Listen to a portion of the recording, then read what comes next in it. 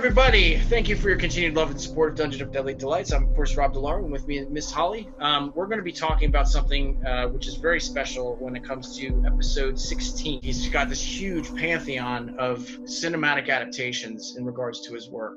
Well, in case it didn't become obvious from Rob's gushing, we're going to be diving deep into the adaptations of Stephen King, who is one of the best writers of all time, and his prose lends itself so well to film adaptation. I don't think there's a single Stephen King thing that some filmmaker hasn't tried to touch at some point.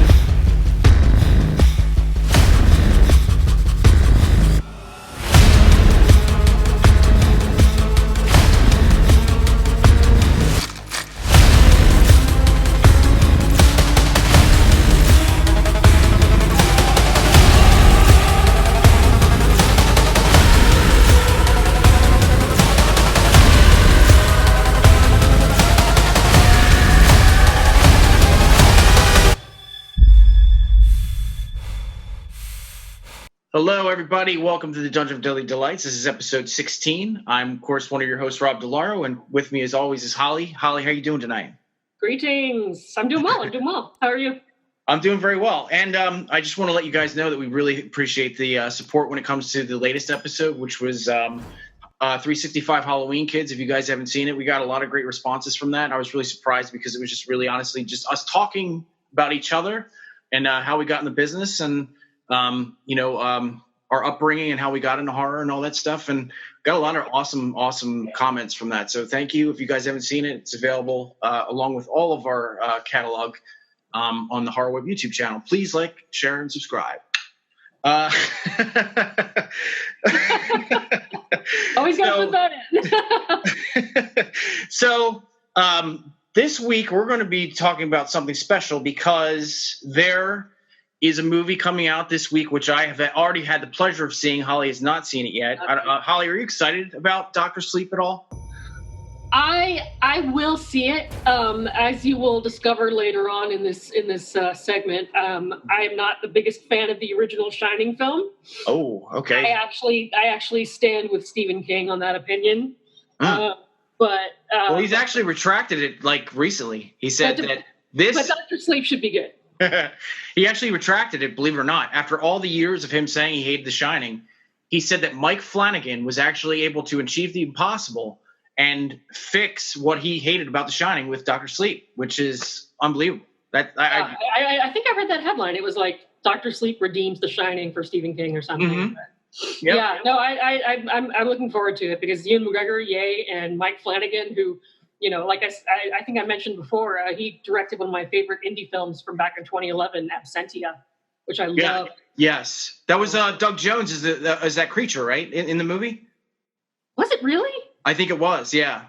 If there's a creature and it's on screen, it was probably Doug Jones. yeah, but I did see Absentia, but we were talking about it before, and really, Flanagan can do no wrong, and he hasn't. He has not done me wrong. Everything he's done has just been incredible. It's got his own, spin to the narrative, even with the Stephen King stuff.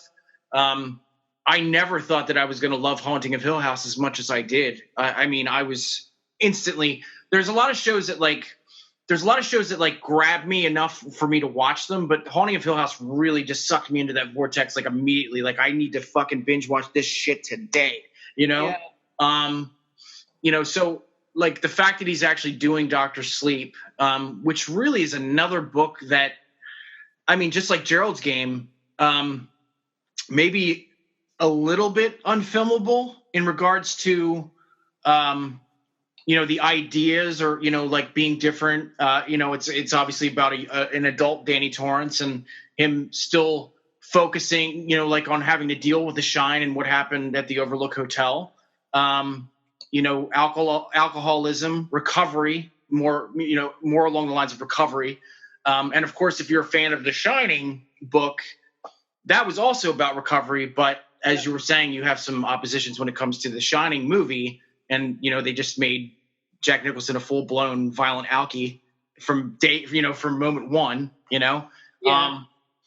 But it's just, like, I don't want to get into a review, but I have seen Dr. Sleep. Thank you, Warner Brothers. And it was beautifully done. And the fact that he was able to meld not only the Stephen King story, but also the Stanley Kubrick version of the story together as well as he did it is just amazing. I've heard nothing but good things about it.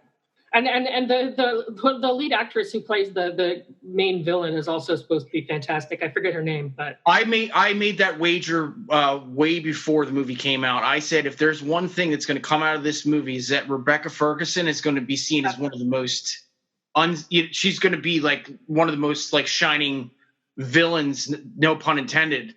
When we're talking about the Stephen King cinematic pantheon, she's definitely going to be talked about for a long time. She's wonderful in this movie. She's awesome. Evil. Her motivations make sense. That's the thing about this story is that, Mike Flanagan could have left like so much to the imagination. And that was one of the problems that I had with It Chapter 2 was that it just seemed like they were just trying to shoehorn so much shit in from this massive tome. And they really just didn't get, all the essential vitamins and minerals of the story that, like we need to make it like a cohesive story. And also, make it like interesting as far as the adults. And the adults are fascinating to me in the book. I just think they lose their luster when they're shown cinematically. Does that make sense? Like, we're going to talk about the miniseries and stuff, but when I first heard they were, because I loved the first chapter of it. I thought it was great. The kids were great. Wonderful. But the thing is, when I first heard that they were filming a new version of It, with the first part being just the kids and the second part being just the adults, I knew it was going to be a little awkward and weird because at least for me, part of what makes the book work so well is the sort of nebulous, weaving back and forth between time periods, and sometimes what happens is so similar, you're not even sure if they're adults or children at that time, and I always really appreciated that. And I feel like that got lost in this new adaptation. I agree to many extents. The one main thing, and we're going to actually get into spoiler territory with chapter 2, and we're only talking about it because honestly, it wasn't on my list as far as like my favorite King, adaptations. I didn't like how they focused like on the fact that suicide was kind of seen as a positive. Like, yeah, I'm killing myself to bring you together. You know what I mean? Like, yeah. I think they feel like they needed to like redeem Stan somehow because in the book he offs himself because he's fucking terrified. Right. And this was just like I needed to do something for you guys to understand. You need to go back to Derry. Like no. That was a little weird. I agree. I was a little like. It was very like for somebody that has. I've dealt with suicide in my family. My aunt and my mother on my father's side committed suicide, and my mother's father also committed suicide. And I didn't find that out until I was like 17. But the fact that I've dealt with suicide in my family and like had ideations myself throughout my lifetime, that was a real hard pill to swallow. That was seriously like, ugh, I can't believe they did that. It was very icky, very very icky. So anyway, we were talking about Stephen King because of the release of Dr. Sleep. And, for me, I don't know if it's the same for Holly, but I've always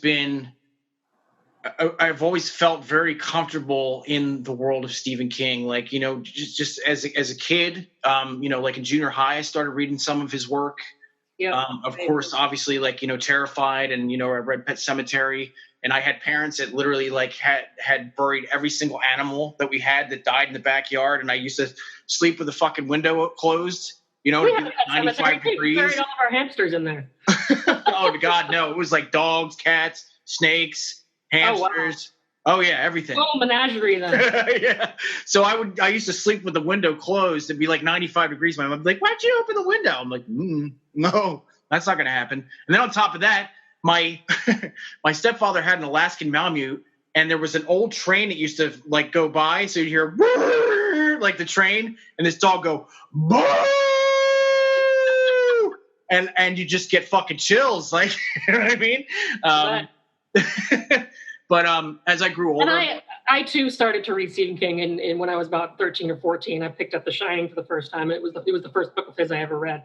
Yeah, and it just had this profound impact on me, and I feel like, I sort of mentioned this before, but to get into it is that Kubrick's The Shining, I was always more on, because Stephen King famously naysayed it, saying it's not a good adaptation, even though it's a fine horror film by itself, which I completely agree with. Kubrick is amazing, and the film itself is, it's hard to find fault with it. But as someone who came out loving the book the way I did, mm-hmm. I felt it was titled wrongly. Like it was a different story that I was watching. I didn't feel like I was seeing the book that I'd read. Well, you weren't looking at the same Jack Torrance either. Like this Jack Torrance was completely opposite from the book, and obviously that was a man who was kind and did make mistakes and wanted to redeem himself. Yeah. And was enveloped by this evil within the hotel. He didn't come in a fucking maniac. You know what I mean? And there's a lot of hope in the book, and like you keep, like, you're rooting for him basically. You're like, yes, please do something good, but I didn't get that out of Kubrick's adaptation at all. So that really, I don't know, it bothers me a little bit. I mean, I see why people love the film itself so much, but as a huge fan of the book, Like even in the car, they're talking about cannibalism on the way to the hotel. And then Danny goes, "I'm hungry, Dad." And he goes, "Well, you should have ate when we had the chance." You know, right? Like he fucking hates his family immediately. Okay, I'm sorry, but all Shelley Duvall does in that movie is scream. Mm-hmm. Like it's like 2 hours of just straight screaming from her. And everyone's like, "Oh, her performance is so amazing." I'm like, she just screams for 2 hours. Yeah, and I know, like, she gets the short end of the stick. I know she gets the short end of the stick because she's got, stringy hair. She's wearing those fucking, rain boots and shit like that. But I think she was a very lovely woman. I think she did a great job with what she was able to. Oh, yeah. I think that she, whatever Stanley was trying to pull from her in particular, because he tortured the shit out of her to get that performance out of her. I think whatever he was trying to do, because there's literally there's video. I think it was his daughter that actually did a documentary, and she would open one fucking door like maybe 45, 46 times, and he'd be like, "What are you doing?" Like screaming at her, and she'd be like, okay. Like she was scared to death of Kubrick during this filming, and I think that definitely shows on the screen. And like you said, it's a beautifully shot movie, but if you're a fan of the book, I can see there being some sort of derision in regards to the narrative and what they were doing with the main character. There's no redemption there. He's just a monster from the gate. And how can you film The Shining and not include the best scene, which is the hedge animals? Come on, man. Well, they tried that, and sorry, what'd you say? They tried that with the Shining miniseries. Yes, they did. Directed by my pal Mick Garris, and it didn't quite work out too well. The CG on that is, I mean, it may be it's probably one of those things that just works better on paper, and also the fact that Steven Weber is married to Rebecca De Mornay, like one of the most beautiful fucking women in Hollywood at the time, and she's supposed to be Wendy Torrance. Oh, all right. I don't understand it. It would make sense that, Jack would be married to a Shelley Duvall type and be fucking miserable. She cares about her snowcat. She cares about her walkie-talkie. She doesn't, So what is the first one on your list that you absolutely, actually, before you do that, I just want to let you guys, give you an understanding of how important Stephen King is to at least one of us. And, I know that you said you were, into his stories when we were young, but he actually incited me to write. And I wrote 3 books because of him, because of his influence. One of my favorite stories that he ever wrote was The Shining, or not The Shining, The Stand. And The Stand really taught me what epic is. And I have an issue now as a writer, writing simple, a very, very difficult time. It's, you know what I mean? I can't give you a story like Friday the 13th where it's just like a mom is pissed off about her kid, and I don't have that ability. So because of Stephen King, I just I only know grand in scope, and it's one of my weaknesses, because that dude was he showed me so much in regard to being able to weave characters together and timeline switching and all these different things that are so honestly, I'll tell you, they are very, very difficult to do. It's all an acrobatic act. If you can, I can't do it. Yeah. But it's funny that you bring up that you sort of associate Stephen King with the epic, which obviously, I mean, that's a thing that a lot of people do because of it, and a lot of his books are just huge and sprawling. But my list of best Stephen King adaptations are a lot of the ones that were based on his short stories. Okay. Because for a lot of reasons, one of which is that I think it's easier and more graceful to adapt all of a short story and put it all on film than to attempt to condense a 1,200-page book into a 2-hour movie. Yeah. And I feel like the pacing of his longer short stories works better with the film. Mm-hmm. My favorite Stephen King adaptation of all time is not even horror. It's Stand By Me, which is an adaptation of Body from different seasons. Sure. And they just did. I mean, are there differences? Yeah, sure. There are a lot of differences, but they still retain. They retained that tone, and they just did such a good job. It's one of the best movies I've ever seen. Like, the dialogue is fantastic. It's funny because people think Stephen King, they think, oh God, horror, but Stand By Me is just a work that just proves he wasn't just about horror, I think there was really underlying, if you look very deep into the vines of that particular story, Stand By Me, and obviously the work of art, that Rob Reiner pulled off. There are horror elements within, just the actual fear elements, the situations that the kids actually go through. Yeah, I mean, it's a fall from grace. It's a lost right. The whole thing with Ace is horrifying, Right. Yeah, especially if you've ever had a bully that literally wanted to fucking take you off this earth, not just punch your head in, really wants to kill you. Yeah, that's all. I mean, those are all horrifying elements. But yeah, like you said, I mean, it's a classic for so many reasons, but I think everything in that movie just kind of stands out, even, the narrative by Richard Dreyfuss in the beginning, him narrating the story and, Lollipop. I remember that when we were kids, we used to do that shit all the time. Yeah. And just the cast too, they were just in their prime.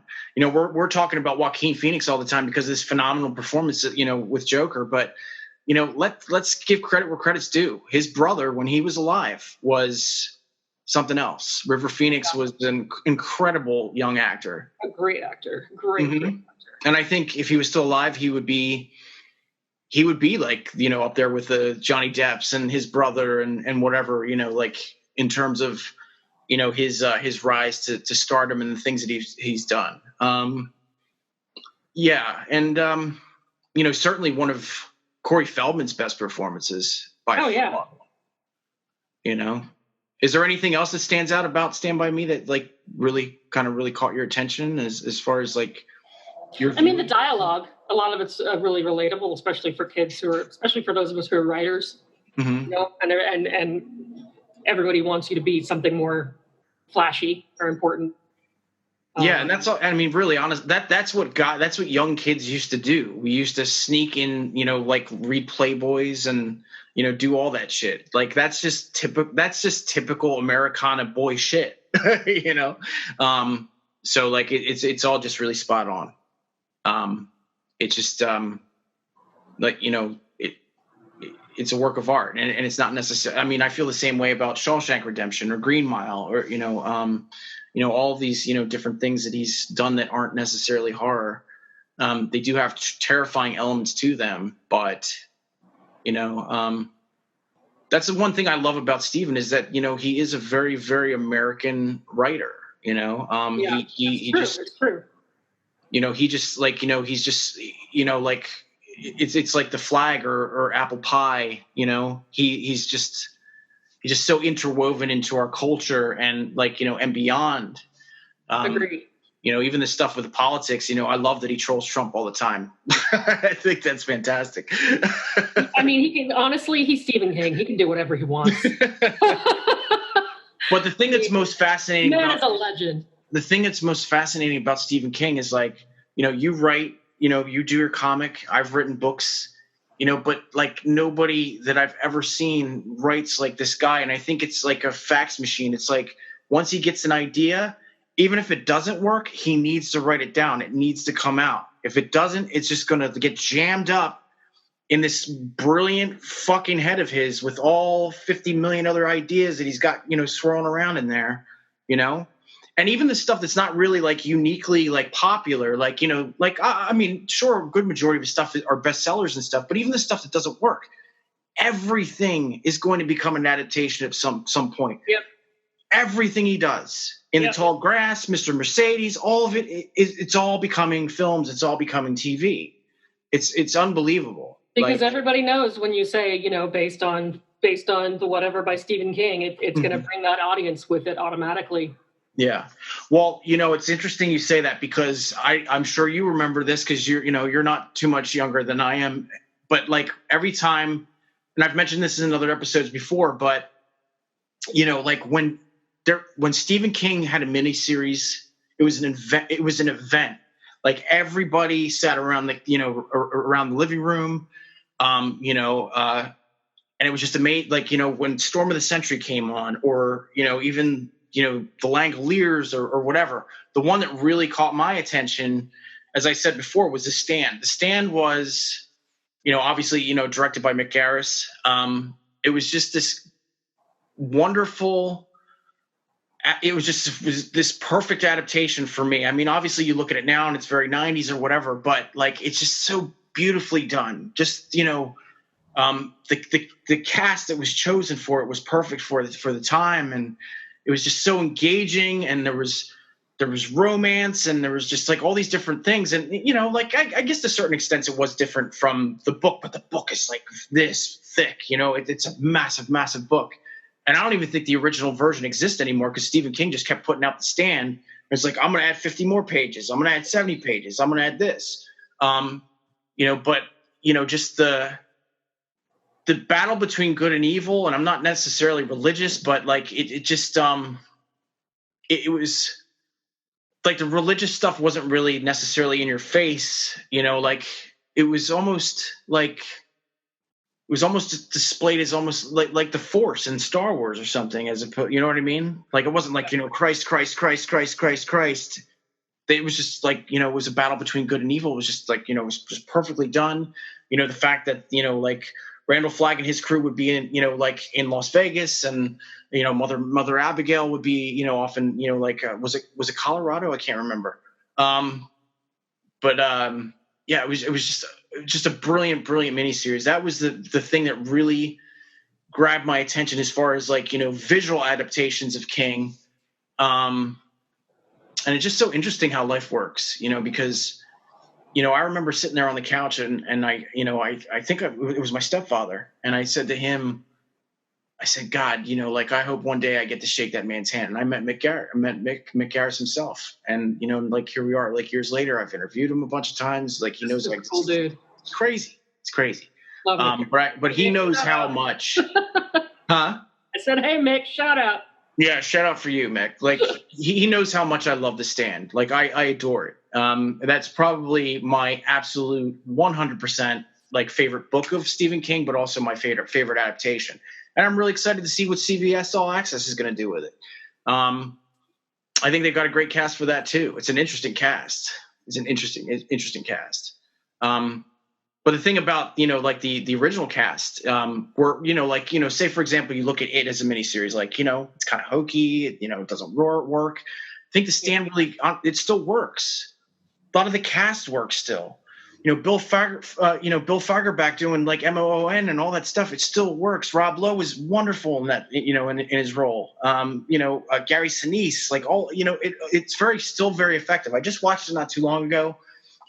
There's a new Blu-ray cut that's like, all cleaned up and stuff. And it just looks wonderful. And that's my favorite Stephen King adaptation. What's next on your list? The Mist. Oh yeah. In fact, if you're talking like monster adaptations or like adaptations of Stephen King, like monster stories, supernatural horror stories, I think that's absolutely up there with the best. I mean, it's struck by Frank Darabont, who of course did Shawshank Redemption as well. But having someone like him at the helm of a monster movie, it makes it totally unique. Thomas Jane is fantastic in the lead role. Sure, the monster designs are awesome. The scenes inside the grocery with like the pseudo religious cult thing happening are super creepy. Marcia Gay Harden should have won an Academy Award for that fucking role. She was so good. And again, it's based on one of his shorter stories, which is maybe not why it works so well, but it definitely helps it move properly. And and even the ending, like, which obviously they had to change for the purposes of it being Hollywood. Even the ending that they went with, I thought was perfect. Right. And like, even like, a good majority of the cast, like, would eventually be part of the future Walking Dead yearbook. Like, you had Laurie Holden and you had, Melissa McBride, which had like, she had one of the best roles. She's just like, I need to get back to my kids. And she like leaves. Right. And then she, like she's the last to survive at the end, which is just like, oh, well, if you're a Walking Dead fan, you knew Carol was going to survive, it's not weird at all. But, and Stephen King has said this many times over. And if you guys haven't seen this, I apologize, but that fucking ending is beautiful. It's so perfect. The fact that Darabont just decided, you know what? He's going to plug everybody in the car and he's going to plug his kid and then he's going to try to shoot himself and there's no bullets left. Whoa. That's amazing that he actually did that. And that's not even going to the point where the military shows up. Through. Yeah. He didn't have to do any of that shit. Yep. And there's like that moment of pain, that perfect pain that I just, it's a masterpiece. Yeah, for sure. And like I said before, I think that was something that King had actually said to Darabont, in passing. He was just like, you know what? If I had written my book, with your mindset, he goes, I would love to go back and change it. He goes, that's a perfect ending. He thought his was a little too shiny happy after seeing the movie. And it's so fucking dark. It's one of the darkest endings, I think, ever, probably. Yep. That's probably why I love it so much. I love me some dark and terrible. I do too. I don't really like when things end happy, And it might have to do with the fact that, like we come from the, like the age of Friday the 13th and stuff, where she's on the canoe, and then all of a sudden, like, that's what we're used to. It's over, except not really. Man. What's your? So I wanted to give a shout out to something because this is one that a lot of people don't really talk about. And I had mentioned it before, like, with, like other posts and stuff like that. But there's one that's just beautiful in so many regards, simply because I personally I love that he's like, sober now and he's, he's got his shit together. But I love the Stephen King cocaine years so fucking much. You talking like Cujo and all that stuff? Oh, I'm talking no. I'm going to get to it. So there is a movie that made the late George Romero puke all over his shoes, and that was the director's cut of Maximum Overdrive. Oh yeah. He's like that with Killer Cars, isn't he? He just loves. He has this thing with like monster cars. Yeah. And horrible like truck drivers and. Well, I just love the fact that he has the audacity. This is why I love this man. He has the audacity to tell Kubrick his movie sucks, and then he's just like, you know what? Let me take the wheel. And then he directs fucking Maximum Overdrive. And it's just batshit, like crazy fucking, first of all, he's on so much cocaine. He's like, you know what? What do I like? I like rock and roll. I got my own radio station now. AC/DC all through the fucking soundtrack. I'm gonna kill like old people. I'm gonna kill kids. Like, I mean, really, seriously, if the making of Maximum Overdrive, Stephen King was so gacked out of his mind that they used too much explosives in certain scenes and things, and he's almost killed people. I mean, people really got hurt during that movie because he had no idea what he was doing. He had no idea, what he was doing behind the camera at that time. I mean, obviously, he's been on more sets and stuff now, in his later years that, I honestly think Stephen King, if he were to direct right now, he'd do a bang up job. But then, absolutely. But then he was doing drugs like crazy. There was something that Holly had actually mentioned, with Cujo. I think it was Cujo, and was it Christine? I think another killer car. Yes. So apparently he was doing so much blow, and he was sitting there at his table, and he's writing these two books, and he woke up with blood crusted on his nose and all kinds of bloody tissues in the hamper next to him, and then on top there was a manuscript laying there, and he don't even remember writing it. So that's the kind of man he is. But I personally love Maximum Overdrive. It's so fucking bad that it's just wonderful. It's so good. So glad if there is a director's cut, I know there's somewhere in the crust of the earth, there is a director's cut of that movie, and that Stephen King said nobody will ever, ever, ever see. If we ever get to see that, that would be a gift to the world. Well, I personally am so glad you brought up Bad But Good, because two of my favorite entries in the Stephen King adaptation realm are campy, ridiculous, probably technically awful, but still so much fucking fun to watch. Sure. The first... What you got? We were talking about Mick Garris earlier. Hey, Mick. Mm-hmm. Sleepwalkers. Ridiculous. Mm-hmm. Cheesy. Really kind of what the fuck in so many ways. Mick would and has admitted to all of this, so go ahead. Yeah, and well, I mean, just all of it. It's just a giant mind fuck. And it's the only movie I've ever seen where somebody gets stabbed with a corn cob. Mm-hmm. I mean, how batshit is that? It's amazing. And yeah, it was the incest undertones and the creep, half cat, half and the pencil in the ear scene, all of it. There's so many iconic bloody moments in that film, and it's not even a good movie, but it's so memorable. It's so memorable. Well, also, you got to remember all the incredible cameos from that movie. I mean, you had Mark Hamill in the beginning of the movie, and then you had that one scene where it was just Clive Barker, Stephen King. Who else was in that scene? There was a ton of horror masters. It was just Mick going, "Hey guys, let's you want to be in my movie?" Clive, you're gonna play a corner. Steve, you'll be over there. Yeah. Oh man, Sleepwalkers. As I said before, that's obviously something that Mick would admit is not very good. But he loves it and he respects it. Obviously one of the things that I deeply appreciated about Sleepwalkers was Madman Mick. Absolutely. Doing her little grave, engravings on the gravestones and stuff. Yeah.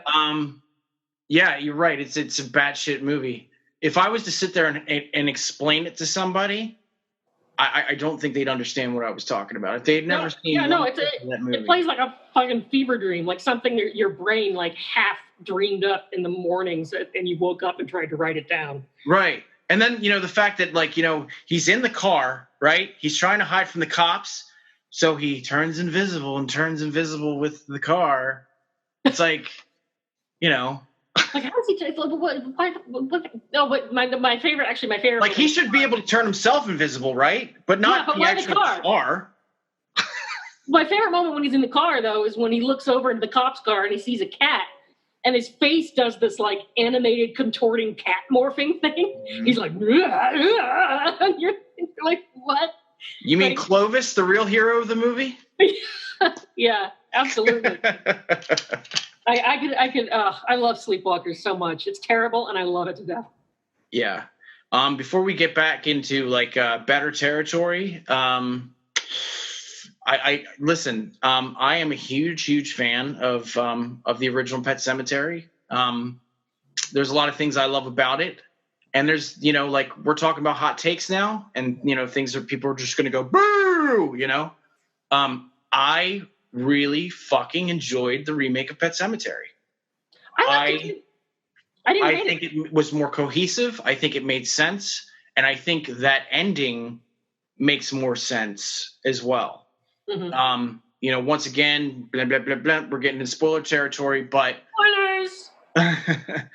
But the fact that that transformation, like obviously of death or the Wendigo, the spirit of the Wendigo taking over the family, it made more sense to me that they would still, like they would want to, pretty much like, conquer the entire family. Mm-hmm. and still live as a loving unit to a certain degree. I think that makes more sense than the original ending where like he comes in there was too many. What the problem with the original Pet Sematary for me was? It was almost like it was like, and listen, I like I'm all for female directors, and I think she did a phenomenal job with the original Pet Sematary. But for me, it seemed like she had just watched American Werewolf in London. Mary Lambert, the director. You know what I mean? And like even just some of the makeups and stuff were very influential. Just the gashes on the head, and like all of it. It was just very. I mean, obviously, like. It was something that King had written, and like maybe he got influence from that. Who knows? But that original, just I don't know. The new one just felt more real to me, And I'm not necessarily and this is another thing that's really going to piss people off, and I'm sorry, but I think they were just better actors. Yeah, I think some of that might be because of you go back and watch 80s stuff, and a lot of it is really campy. Yeah. There are movies from the 80s that obviously still hold up in a dramatic way, but a lot of movies from the 80s, you go back and all you can think is this is from the 80s. This is from the 80s, And I love the spin. I would not be afraid of Gage if he came back to life. No way. I would be terrified of a 12-year-old, 11-year-old girl because she's got more of her, like she has more of her wits than a small child. She would be faster, obviously, when she's, killing. And it just made more sense. What's your next one? Campy. Oh, if we're going campy and ridiculous, I gotta bring up Dreamcatcher. Which I'll never forget. I think it was my sister who texted me or IM'd me or whatever the technology was back in those days, and said, "Dude, have you seen Dreamcatcher? It's it's the Stephen King. It's like Stand By Me with gory butt aliens." Yeah. And I was like, "What? And so I got to watch this movie, and I'm like, I can't even keep up with what's happening right now. Right.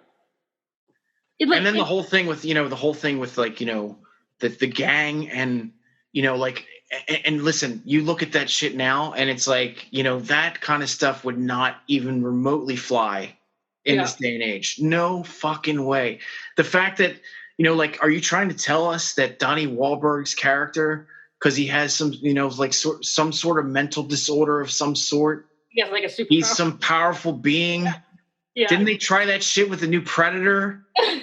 And Asperger's? Like, fuck you, Fred Decker. Like, seriously, as a parent of a child with autism, that's Like, that's a whole different fucking episode. But I mean, I'm just saying there's shit in Dreamcatcher that just would not go in Absolutely. 2019. But I think that's part of what's charming about it. Like it's so absolutely ridiculous and over the top and disgusting. Oh, and Morgan Freeman's just chewing the fucking scenery like a rat. Oh, just love it. And there are ideas, there are concepts in there that you can tell probably worked really well on paper that they had a really hard time bringing to video, like his mental library. What was it? And wasn't that shit like 2.5 hours? It was a long ass movie. Yeah, no, it was long. Yeah, because they had to go through all the stages. Like, first the drunk guy had to get bitten by the slithering thing, and then and the eggs had to happen, and all the animals, and then they had to get the military involved and blow shit up, and yeah. God, I'm so gonna kick myself because I love the guy. The redhead actor. I can't remember his fucking name for the life of me right now. The guy. Oh shit. I know who you mean. He was great in that movie. The dual roles. Yeah. And like for some reason he sounds like a British guy. Like what the fuck is going on? Love it. Oh, what was his name? God damn it. But the other guys were Timothy Olyphant, Thomas Jane. It was that's the weirdest thing about it. Like, obviously it was like around the time where they were just like really starting to like kind of, break through that, ceiling of becoming stars. But that was a murderer's row of actors. It really was. Just doing the most insane, wild shit. Crazy shit. And like, what other like actual, adult movie can you say it like just has an entire scene that relies on fart jokes? I mean, that scene kind of reminded me of like Cabin Fever or something. Yeah, absolutely. The red stuff and the yeah. Or even like I don't know, and they were playing it completely serious, but it was like fucking like Blazing Saddles or something. That whole scene with the cowboys by the fire going. That's what I'm talking about, man. Whole scenes about fart jokes. Like sometimes I'm like, I like to think about it. I'm like, did I dream this movie up? Like, did it really exist? Oh fuck. Too good. All right, so my next one, obviously, like we talked a little bit about It Chapter 2. Yeah. I have a really deep spot in my heart. As silly as some of it is right now, a lot of it doesn't work anymore. It's it's not very effective, and really, even though we find him iconic and wonderful because we remember him from childhood and seeing him in that role, Tim Curry's Pennywise doesn't really work anymore either. But just the whole like cigar chopping, I'm the party clown. Hey, come on down here. Just doesn't work. Yeah. That's why it was so, to me, like, when I first saw Bill Skarsgård and he had like, this like really old, like kind of Renaissance vaudevillian, style to his clothing and, just the way he looked, and he looked more childlike, with the goofy buck teeth and stuff. It just makes more sense than I agree. Whatever Tim Curry was. But I do have a deep, deep, deep love for the miniseries It, simply because like it's just nostalgia. It's like a snack in the middle of the night or something like that. And here's the funny thing about it is that like I remember when the first part of the new It came out, and my son was a lot younger then, and like I'm thinking to myself like it's on like the miniseries is on Sci-Fi. It's not really that scary, like he's not really paying attention. He'll be over here. So I go and put on It, and I remember my son was just like, like right in front of the TV. Every time Tim Curry was on, he was just losing it. Like I'm watching some PBS show. He's like, wow. Yeah, and laughing like him and stuff. And then I remember the same night, it was like I was completely away from my son. I thought he was gone. There was a scene that came out because this was like the same week that the part 1 came out. It part 1.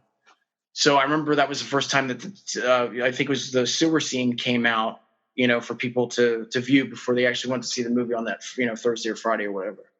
So my son was nowhere to be found. This is the same night where, like, he saw Tim Curry, everything's fine, he's laughing, he's carrying on. First time he saw Bill Skarsgård, he like literally, like, he was behind me and I didn't even know he was around me. He cried hysterically. I felt awful. And I said to myself, this movie's going to fucking work. That was the moment. But yeah, the miniseries, wow. I do think they got that with the miniseries. They did get it right with the whole dynamic and juxtaposing the two time periods throughout, instead of separating them so much, which I appreciated. Yeah. And then, like, we're always talking about, like, like that end scene where, like, of course they, like, they just basically, like, tip them the fuck over. Well, and I also actually, I know we were talking about how It Chapter 2 didn't work as well for us, but I did appreciate the nod to the whole spider thing by making Pennywise into, like, a Pennywise spider. Like, like, I thought that was cool. Like, they didn't have to totally go there. But they did give it a nod, which I thought was cool. Well, I mean, it was a lot better than, just tipping a fucking big spider over. I mean, this thing's been plaguing them their entire lives practically, and then they just go, fuck it. Then they just tip them over and just start ripping them apart. But the thing I didn't understand, to get back into Chapter 2, it seems like that's going to kind of interweave into, like, a lot of the discussion. It didn't make sense to me that, like, they were against bullying. They joined together because they were against bullying. So you're trying to tell me that they bullied the clown to death. Yeah. Yeah, like, like to conquer your fear, to conquer, whatever you've got going on in your life, you should just be a bully. Yeah. I agree. That part really rubbed me. It's very weird, right? Yeah. It's very strange. And then, like the clown, Pennywise gets more impish and more childlike, and he's like, it was just very weird. It was like saying, like, like, we don't champion bullying, but we sort of do, depending on the circumstances. Fuck this clown. He's actually killed some of our friends, I completely agree. But yeah, I mean, really, that's all I have to say about It Chapter 2 or the miniseries for It. It's got a deep spot in my heart, but again, depending on how you feel, it doesn't really work now. But yeah, I mean, seriously, like, that performance by Tim Curry will always be iconic, no matter how you slice it, And the thing I love about it is that, there was no competition between those two. I mean, obviously, he's older now, and he probably, doesn't care about that kind of stuff anyway. He's a true thespian, and so is Bill Skarsgård to many degrees, but they were just both like, what? I'm not trying to take away from him, and he respects what I'm doing. And that was awesome. Like, there was no love divided there. Like, they were like, Tim Curry was like, yeah, do your thing. You're doing your thing. I got my thing in the past, and that's, it's the end of that. I just hope that they don't go further into that story for the new ones. I think it's good the way it is. I don't need an origin story for Pennywise. I've read the books. I know he comes from Midworld. I get it. I understand. I don't need to see it. So, what's your next pick? What are your feelings on Children of the Corn, the original? It's not one of my absolute favorites. To me, it's just got this. It's got this, like, and maybe it's when I go back and watch it now, but it has like that classic, heartwarming Heartland Stephen King adaptation feeling. Mm-hmm. You just go back and you watch it, you're like, yeah, like, this is, like, if there were such thing as a wholesome horror movie, I feel like Children of the Corn would fit the bill, just because it's so, everything about it is so iconic. Like, the whole corn maze thing has been copied, maze so many times. Like, I can't even begin to describe how many times, and just all the imagery of like, you know, the precocious child who draws, you know, drawn with crayons like the future and stuff, like all that stuff is just, it's become a trope because of that film. That is definitely a movie screaming for a fucking remake. And I know they tried it before, you know, and I don't know, it was just, I mean, they had a miniseries like from what I recall, it was, you know, it was like, you know, obviously like, you know, this, you know, veteran that's come back and, you know, he's already like, he's knowledgeable and kicking ass. He's like, you know what I mean? Like, you know, so that like whole like dynamic of, you know, just a regular couple, you know, being plagued by this situation, you know, when they come into this deserted, you know, deserted town, it just didn't make any sense. You know, that somebody would already know, you know, like they would already have their wits and they, you know, like they know what to do and all this other stuff. The only thing, honestly, I remember from the original Children of the Corn was me and my weird, freaky friends when we were in junior high. We always used to go, "He who walks behind the rose." But no, there's some solid Courtney Gaines in that movie. Wonderful. I you know, like obviously, like, you know, he became a stand-up like actor because of, you know, his abilities as, you know, as a kid. He was awesome in that movie. So my next one is something that I wasn't old enough for when it came out, but, you know, I remember, you know, when I was a kid, that was another one that just like, you know, kind of ran through like, you know, television reruns and stuff. And one that really affected me was Salem's Lot, directed by Tobe Hooper. That one, you know, not only terrified me as a child, I mean, just the, you know, the scene with the window and, you know, Jeffrey Lewis sitting in a chair with his eyes, you know, glowing, you know, in the darkness. Just everything about that story, the way it was adapted, just, I don't know, it just works so well. You know, just the casting of, you know, like of James Mason and, you know, just the design for Barlow and, you know, like, you know, that Nosferatu style makeup that they used. Yeah. I mean, like, even now I look at pictures of that and I'm just like, man, that is so unbelievably effective. Yeah. Yeah. I, you know, like, and honestly, like I was not, you know, I mean, like it was around, like, you know, like Starsky and Hutch and all that shit, but that guy I remember from Salem's Lot. And he was great in that too. It was just a great miniseries. And I don't know, I haven't seen it obviously like in years, but I mean, I just remember as a child, like it just being so like highly effective. And, you know, as far as like, you know, regions, when it comes to, you know, like regions in the Stephen King world, like Salem's Lot was always one of my favorites, or Jerusalem's Lot. And that's something that actually is playing into Castle Rock season 2, which is something I want to talk about at the very end because it is so good. It is so good. I have not yet blessed myself with Castle Rock, although I keep meaning to. It's one that's been on my list for ages and ages. Well, let's do a couple more. I mean, while we're talking series, Nightmares and Dreamscapes. You know, I mean, not all of them are equally strong, but I think a lot of them is particularly the first episode, Battleground, with the green soldiers, and there's no dialogue the entire time, and yet it's still just totally riveting. Like I think that's brilliant. Let's see, what else do I have? I mean, we gotta shout out Kathy Bates and Misery. I was just about to say, I was just about to talk to, like, go ahead though. Let's do that.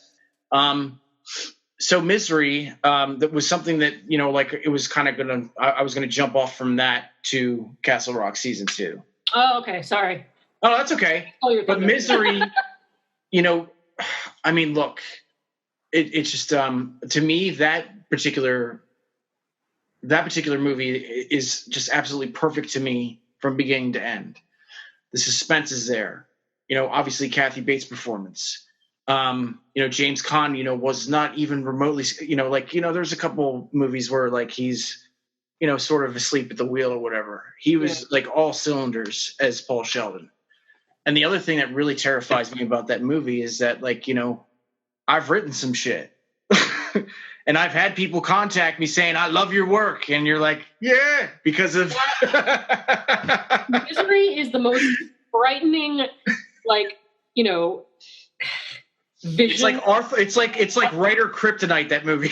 What fandom culture would become eventually with, like, social media, like people bullying writers on Twitter to, like, write what they want or do what they want. Yeah. Like it's totally just it makes my skin crawl. Yeah, it's crazy how effective that movie is, because I recall, like when I first put my book out, and that was the first time I had like people actually hit me up saying like, I bought your book and I love it, and but there's a couple things, and I'm like, Stop right there. I don't want to hear it. As soon as they said a couple things like, they need to change, I think my asshole just puckered up because I immediately thought of Misery. Yeah. Well, and his stuff about being a writer is so effective because, obviously he knows it better than anybody. I mean, Sure. Actually, my favorite Stephen King book, or one of them, is actually On Writing, which is his book about. You got it over there. It's like the my whole Bible. first chapter is about when he almost died, Mm-hmm. and like the whole second half is like all of his style tips, and I love the whole thing. Mm-hmm. So yeah, absolutely agreed. But I mean, Kathy Bates, as Annie Wilkes is absolutely timeless, and there's nothing that'll ever take that away from her in any way. With that said, we're gonna step into Castle Rock season 2 territory, and the reason why is because I've always loved Lizzy Caplan as an actor. I think she's always had the ability. She showed it in Masters of Sex, and she showed it in, Christ, even in Cloverfield when her head like exploded and shit. She was all sick, before, that, like the event happened and whatnot. She's done so much great stuff, but if she's not nominated for an Emmy, we fucking riot. Okay. Because there are moments where she's playing Annie Wilkes in Castle Rock season 2 that if you actually close your eyes, you can hear Kathy Bates coming out of her mouth. Her inflections are exactly the same, like her tone. When she like in this particular storyline, I don't know if it's supposed to set up her future and Paul Sheldon and all that stuff, but she has a daughter, and there's times where she just goes, she says things like, "You don't get it, Joy. It'll be blood on Christmas before that kind of shit," and it's just perfect. Like everything her phrasing. There's a scene in the beginning of the show, and she's she's a nurse, obviously, and she's like putting on these pig earrings and like a pig stethoscope and pig shoes with her pig shoelaces and stuff, and she walks with her hands down on her sides like this. She kind of waddles a little bit. Her performance is straight up Kathy Bates in younger form. It's I don't know if you've seen Castle Rock season 2 yet, but I haven't. I haven't even watched the first season. I was so excited when it was announced, and because I don't do a lot of binge watching, it takes me forever to watch TV. So I haven't actually gotten around to it yet. Well, here's the great thing about Castle Rock, or so it seems, is that it doesn't. It feels like for you to get into this season 2, I mean, obviously the first, it's all part of the same world. It's all part of Castle Rock. It's all part of the Stephen King, universe or whatever. Mm-hmm. But the way it's written is so beautiful is because, when you get into season 2, it's almost like you don't need to even worry about season 1. Like that was its own book. That story is closed. You know what I mean? Mm-hmm. Maybe every once in a while you'll get like a little slight cameo from somebody that was in the first season, but it really doesn't pertain or doesn't connect to any of the stuff that happened before it. And I love that about it, because you can jump right into season 2 and not miss a beat. Let's see. I mean, of course, we have to talk about Creepshow. Yes, creep show. Because it's so funny how many people seriously forget how integral Stephen King was to the original Creep Show. I think the first thing that usually comes to fans' minds is, of course, George Romero. But this is a collaboration, baby. They did that together. Yeah, no, that was absolutely a team up. Yep. And let's listen. When he played Jordy Verrill, I mean, that to me is stellar acting. Holy old Jesus! He did a great job with that. Me your shit. Oh, Jordy Verrill, you know, kid. But everything that they created, I mean, obviously it's still, permeating our pop culture right now with the Creep Show series and everything. But man, that's one of my absolute favorites. I can't believe we were going to leave without talking about Creep Show. Creep Show is, and the new show is great. If you haven't seen it, watch it. Yeah, which was just renewed for a second season. Yes. Just renewed for a second season, which I knew, I had a feeling would happen. I mean, especially, considering that it broke all records for Shudder. They've never seen anything like that before. But yeah, as far as viewership, which is amazing. I just love that we live in a world where, Creep Show exists. It's crazy. When I think about it, sometimes I just go, man, there's a Creep Show fucking show on TV. There are a few things that get my mojo, horror anthology series. I mean, all of it, every show.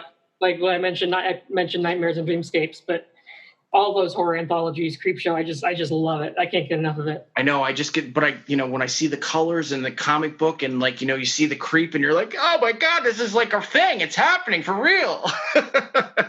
Yeah, I love the comic book segues. Good shout out to the medium there too. Yeah, comics don't get enough love in the horror world. So I guess that's it. As far as Stephen King, he's a very important man to many of us in the genre. He is, he has birthed our creativity, our love and passion for horror for a majority of us, and that is just when he is long and gone, that is a legacy that will never ever that never die, never ever, and we just love Stephen King. He's a giant on the literary map. He will never. Yeah, I don't think he'll ever be usurped as far as prolific, constantly good output. I don't think he will be. I think he's set a bar that's impossible to overcome. Yeah. Who did Dean Koontz? Yeah, let's not knock other authors, man. Just because Stephen King's a fucking god. Still my favorite Family Guy of all time, where fucking Brian runs over somebody. He goes, "Oh my God, you're Stephen King." He goes, "No, I'm Dean Koontz," and he gets back in the car and he rolls him back over.